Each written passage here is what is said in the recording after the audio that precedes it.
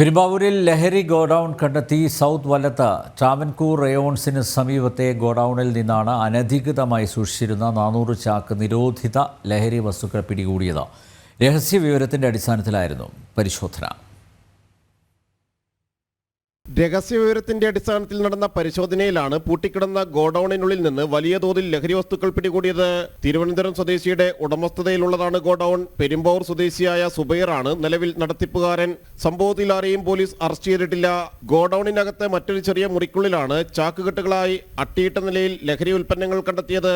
ഇതുകൂടാതെ മറ്റു ഭാഗങ്ങളിലും പ്ലാസ്റ്റിക് ചാക്കുകളിലായി നിറച്ച ലഹരി വസ്തുക്കൾ കണ്ടെത്തിയിട്ടുണ്ട്. വിവിധ ഭാഷാ തൊഴിലാളികൾക്കിടയിൽ വിൽപ്പന നടത്തുകയെന്ന ഉദ്ദേശത്തോടെയാണ് ലഹരി വസ്തുക്കൾ ഇവിടെ സൂക്ഷിച്ചിരുന്നത്.